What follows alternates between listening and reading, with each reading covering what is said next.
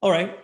So I will be talking about how to do cloud bursting with Nomad and Consul, but without all the difficult bits that normally come with cloud bursting. We'll just skip this because nobody cares about me.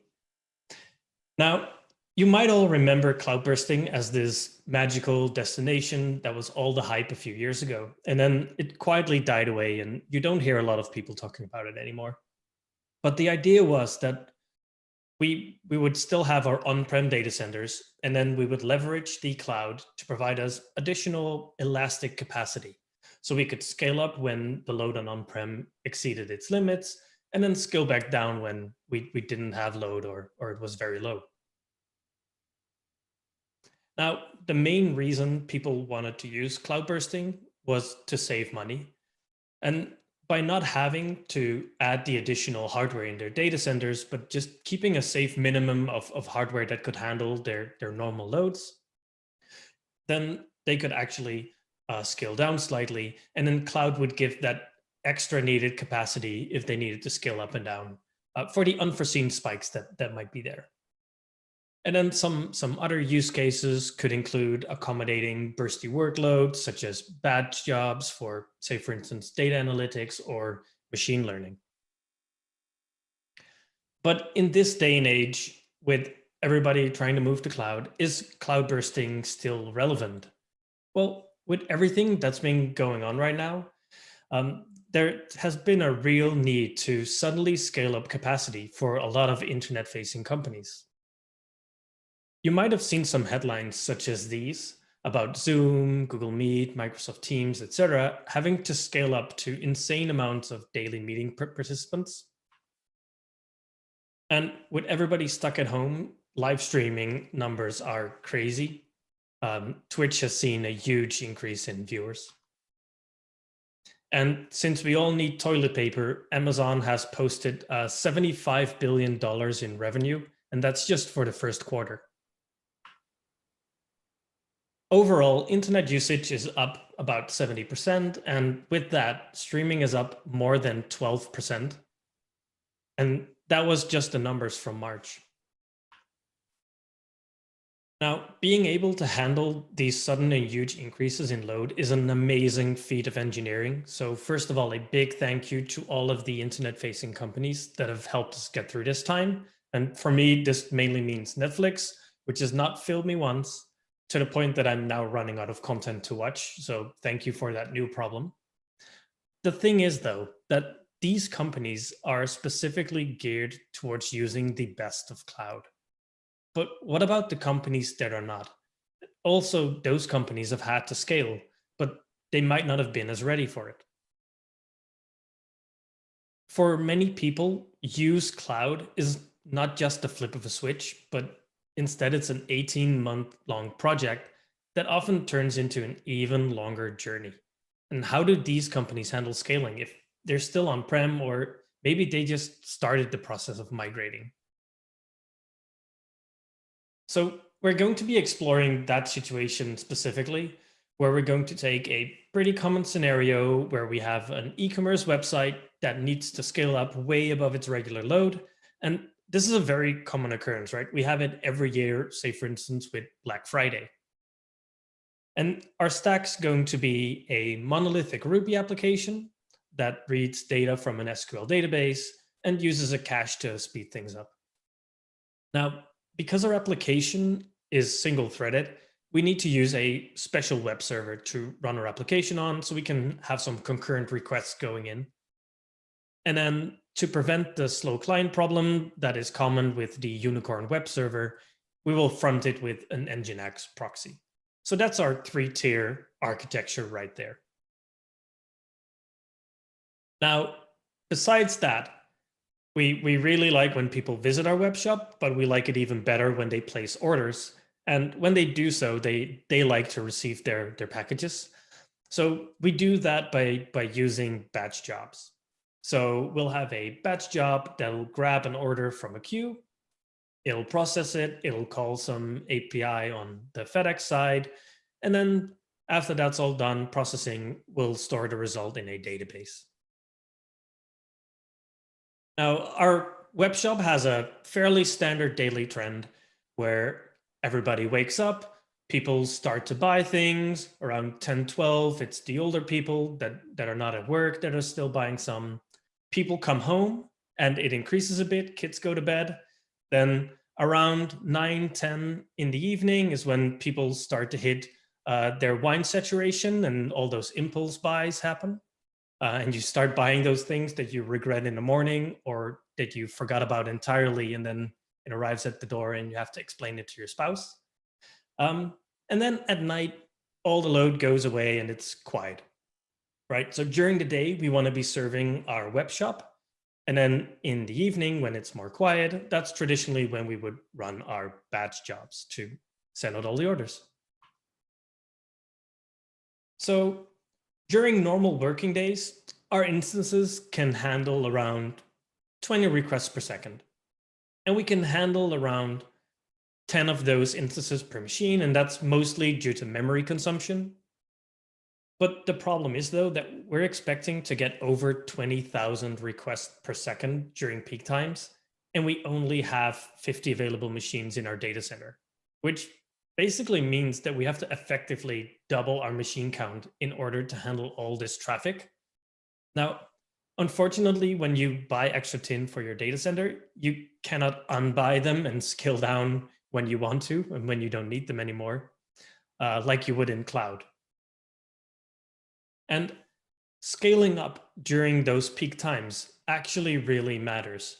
Because if you think about it, if we have 100 requests on average that a user makes until they decide to make a purchase or not, and let's say 3% of those people end up actually buying something with an average transaction value of around $30.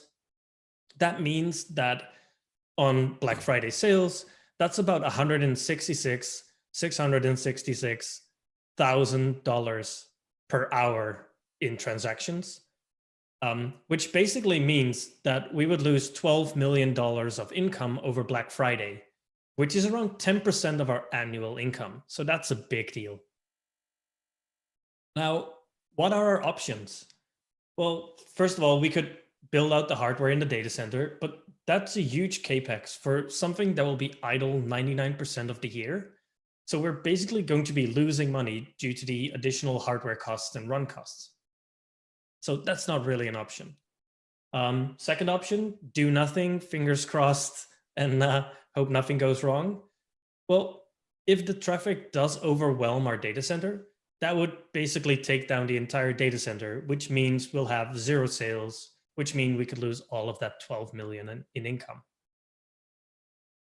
Well, the obvious choice would be migrate to cloud, right? Well, we don't have 18 months. We only have 6 until Black Friday. The goal is to move to cloud eventually, but we just don't have time for that right now. So cloud bursting is actually our best bet, where we can move maybe some components to the cloud that can easily be scaled up without having to store state, and then just keep all the difficult bits like our data stores in the data center. So that's what I'm going to be showing you. If there are any pepcaks, that's my fault. So this is the situation that we will try to set up. We will have 2 data centers, one on-prem and one in the cloud. We will have a Nomad cluster in both of those. So all of this will be running on top of Nomad. We will have the standard application stack of Nginx, Unicorn, database, and cache running in our on-prem. But when things get too much for the on-prem data center, we actually want to route the request from Nginx to extra Unicorn instances in the cloud. And we want to automatically scale those up.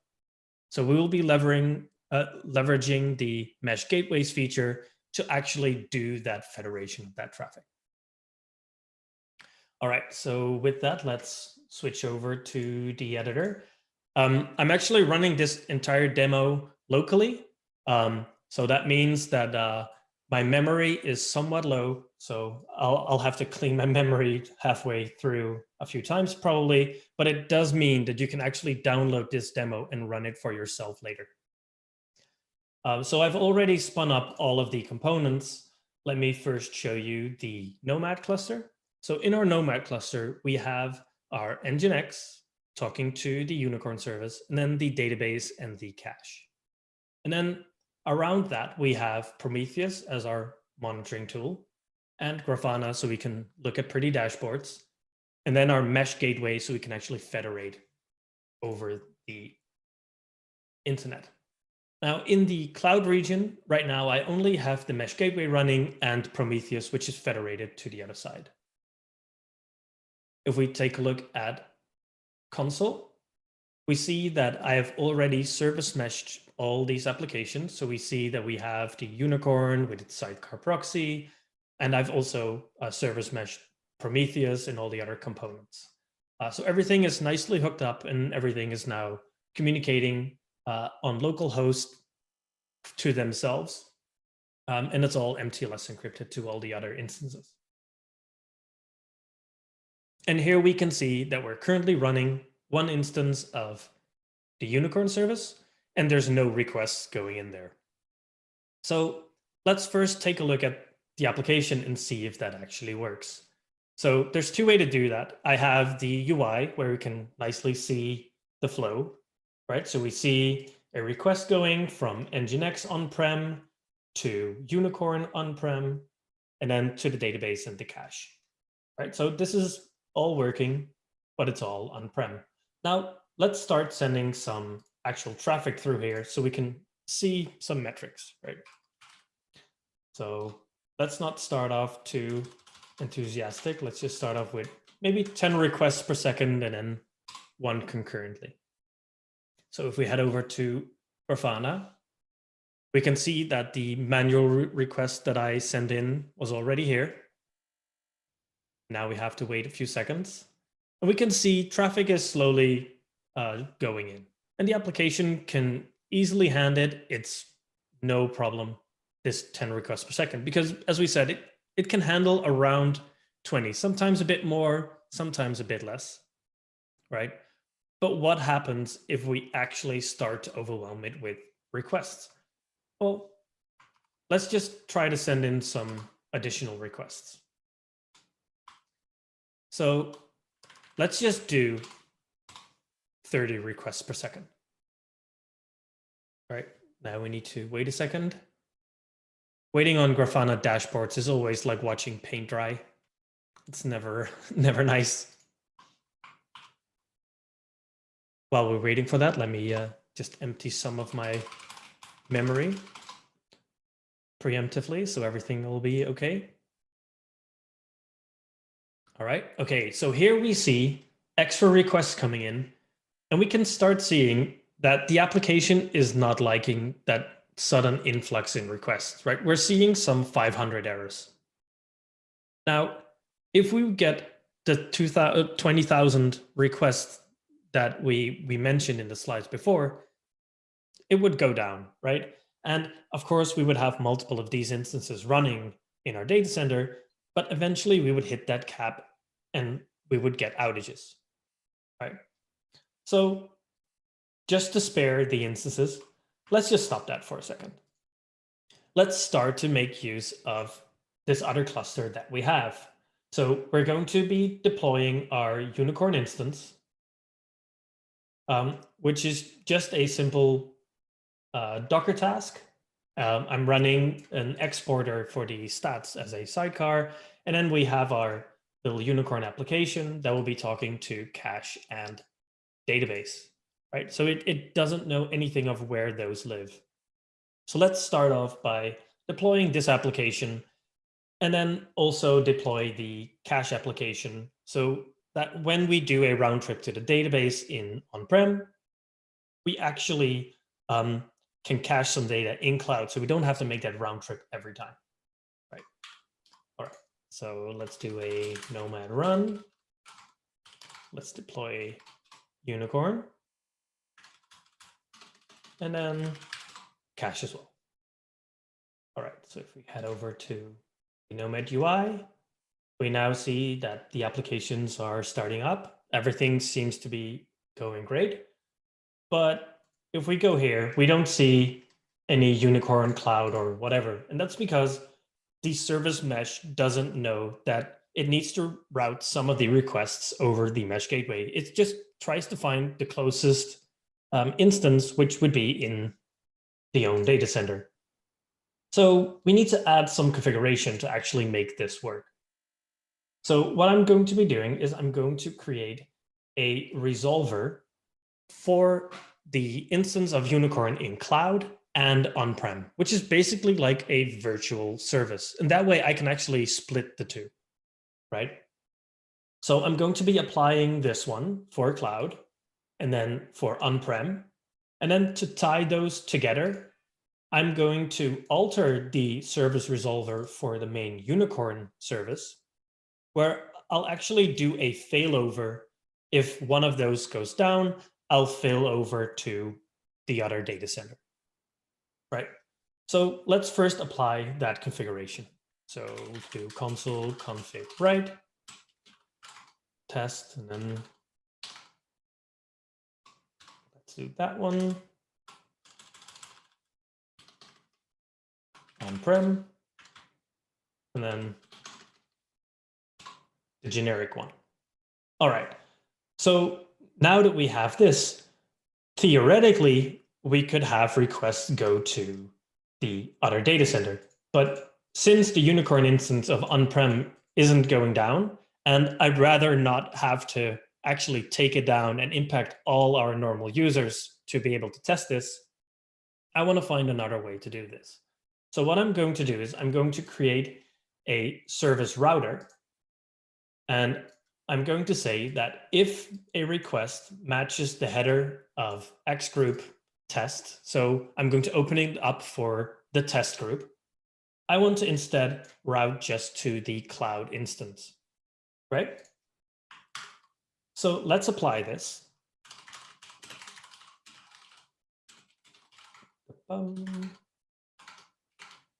Router, okay.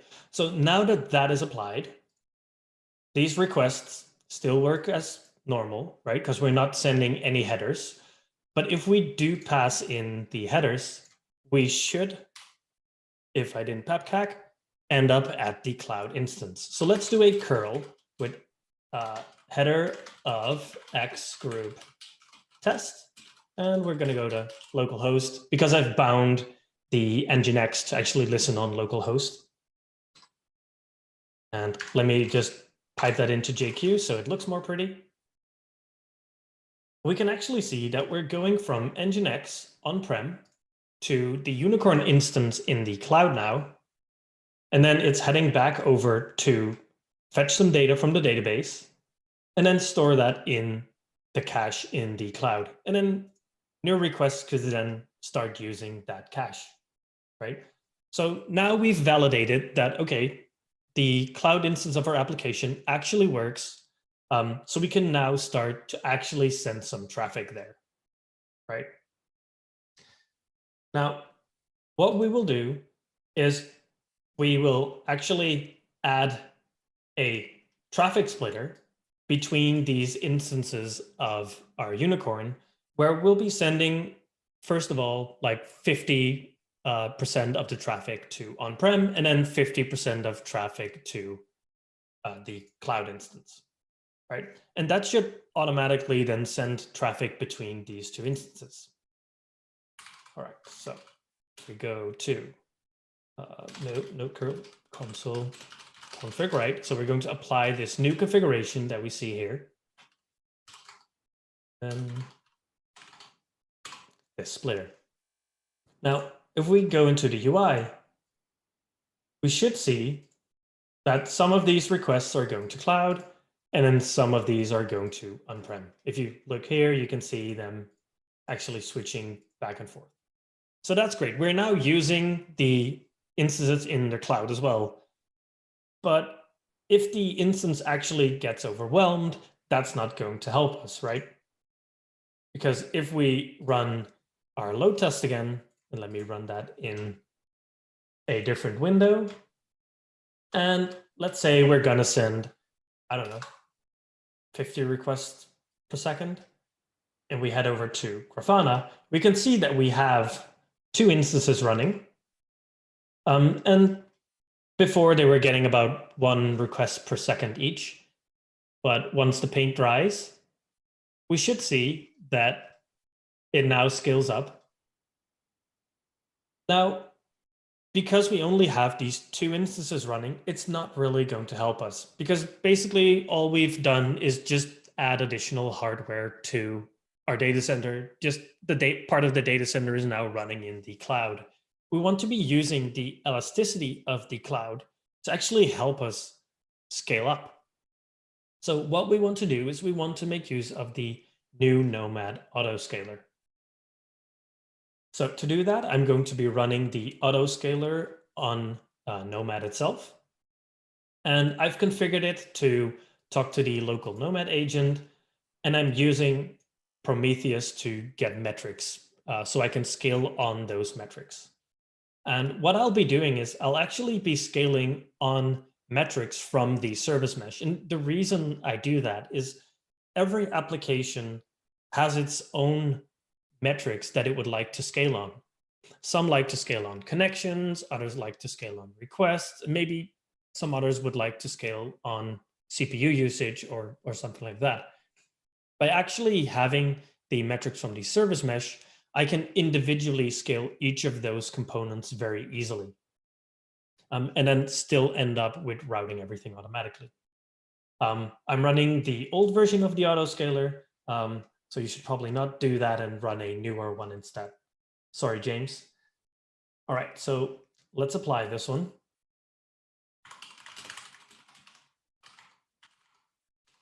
Okay, running the autoscaler. Go here. Autoscaler is healthy, so that looks good. But as we can see here, there's no extra instance coming up. And that's because we actually need to add some stanza to our job. So what we're going to be doing is we're going to add a scaling stanza to our unicorn job. So the only thing that is actually changed is this part. And I want to be scaling up from a minimum of 0, because when there is no load on the on-prem data center, or not that much, I actually don't want anything running in cloud.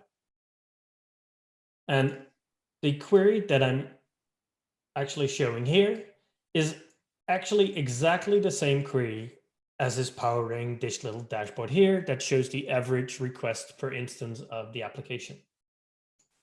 So I grab the downstream requests for the unicorn application, and then I'm getting the average from that. And I want to have an average of 15 requests per second going to each of these allocations. Now, I have added a max because I don't want it to scale up to infinity and then find out that, well, it's not what I wanted. So I'm going to limit that to 5 just to be sure. All right, so all we have to do is just submit this job. So we're going to submit the unicorn job. And it's going to give me a warning because I already had an instance of the unicorn application running. Now, normally you wouldn't want to do that, but I want to showcase the actual scaling from 0. So this will actually, in my case, give me some 500s because we're actually going to scale down to 0 for a second, and then the autoscaler is going to kick in and actually scale up for us. Now, if we head over to the autoscaler and dig down into the allocation, we can actually see some of these scaling decisions that are being made. Yep, here we go. So here we can see that for the job ID of unicorn, there were some scaling decisions. Now, this is the scaling where it was already scaled down to 0, and it now wants to scale up to 3 because there are more requests than each of those instances should handle. So the scaling factor is 2.1, so Nomad scales up. And then later on, Nomad realized that, okay, that was maybe a bit too much. I can actually just run 2 instances instead of 3. Now, the new version of the autoscaler actually has like a grace period that you can define, so it doesn't scale up as frantically as my demo would. Now, if we head over here, we can actually see that we got the dip here where I scaled to 0, and then the autoscaler kicked in, and now the requests are being nicely spread over these 2 instances, right? So we have 14 going to cloud and then 13 to on-prem with an average of 13. And we're at about 15 per instance, right? Now, if we let this run long enough, it'll start to equalize, but because we only have 2 instances, it's a bit more fragile than it normally would be. But we are actually going to see only 200s eventually, right? Okay, so now that we can actually have Nomad scale up for us, awesome, we don't have to think about that anymore, but we still want to be running those batch jobs. And when traffic actually goes down, I would actually like to use those dips in traffic to be running those batch jobs also during the day. So I could just do that whenever there's space for that. So let's add that, right?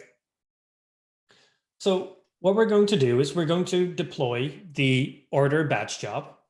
And by default, we're going to have 0 instances of it. And we'll be scaling up to 5 if necessary. Now, this is not the most pretty query you could make, but I'm actually going to be grabbing the number of order tasks that are already running and the number of unicorn tasks that are already running, and then subtract that from 5, right? So I'll always have either 5 or something that fills up the void between what unicorns is running and which space I still have for my order jobs.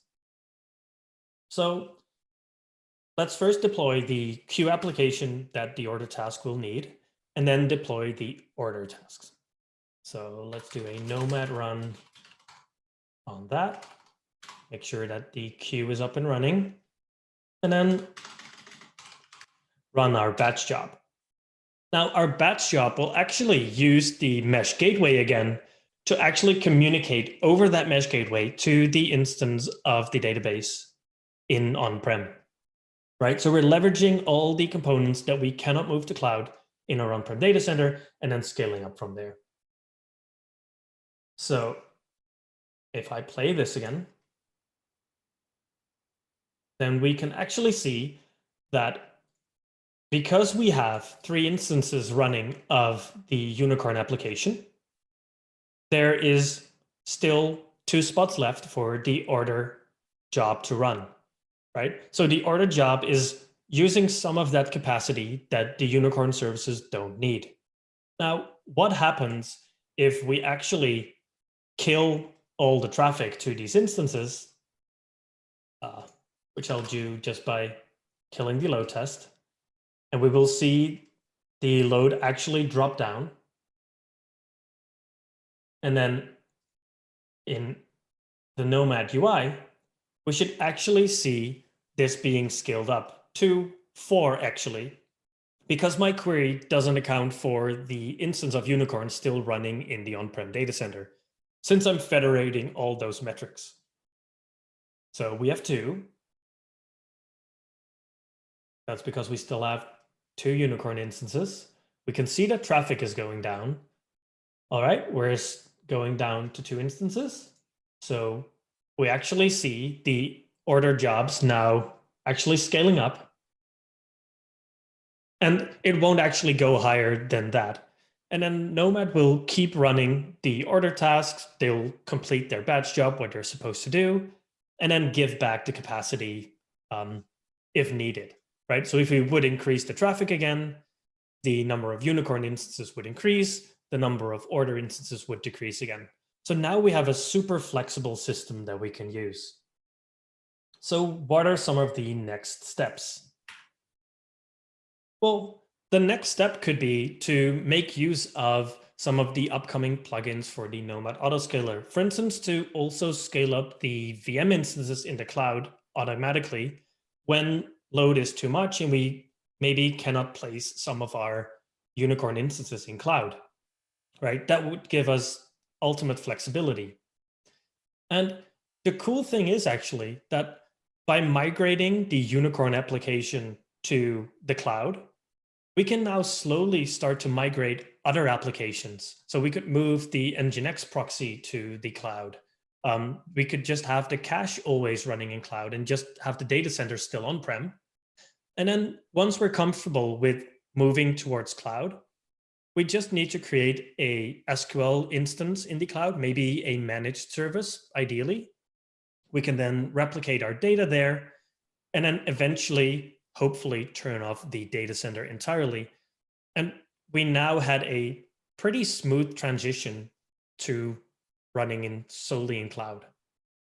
So as I said, this demo is entirely local, and you can actually run it on your own machine, and I'll be sharing that link with you. So with that, thank you. And we're going to head on to Q&A.